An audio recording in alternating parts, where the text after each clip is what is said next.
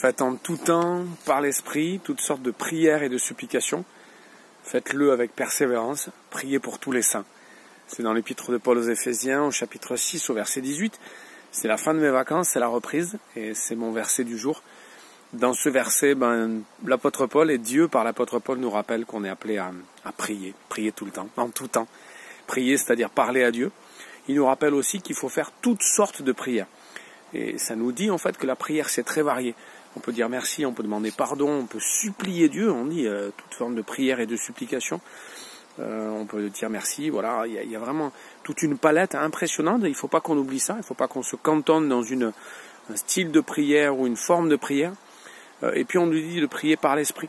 C'est un peu mystérieux, mais ça veut dire qu'on se laisse guider par Dieu aussi, et que plus on est en connexion avec Dieu, plus on est en communion avec lui, plus on lit sa parole, et plus on va prier par l'Esprit, c'est-à-dire en demandant des choses que Dieu veut vraiment. Parfois nos prières, Dieu répond pas parce que c'est pas le plan de Dieu, c'est pas la volonté de Dieu. Et plus on va être intime avec lui, plus on va demander les bonnes choses et on va prier donc par l'Esprit.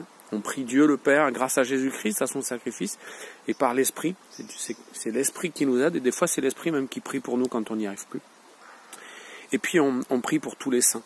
Donc il ne s'agit pas de prier pour les personnes très importantes ou ceux qui ont eu une vie exemplaire. Ça c'est la vision de la sainteté que nous a donnée parfois l'Église catholique romaine.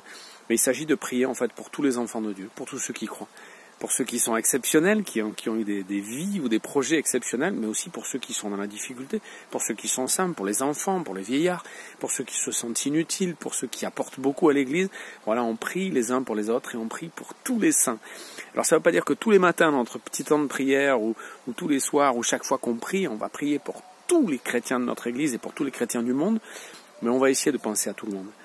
Et on va essayer que dans nos journées, on prie vraiment pour tous les saints, pour tous les types de saints, et aussi pour les gens qui sont proches de nous, pour les membres de notre famille, bien sûr, mais pour notre Église, pour ceux qui souffrent, et puis pour ceux qui vont bien. Voilà, priez en tout temps, par l'Esprit, toute forme de prière et de supplication. Faites-le avec persévérance, il faut s'accrocher, et puis prier pour tous les saints. Que Dieu nous accompagne sur cette nouvelle année, qui démarre en tout cas pour moi, et pour vous peut-être aussi, la fin des vacances, la reprise. Prions sans cesse, par l'Esprit, toute forme de prière, de supplication. Prions pour tous les saints.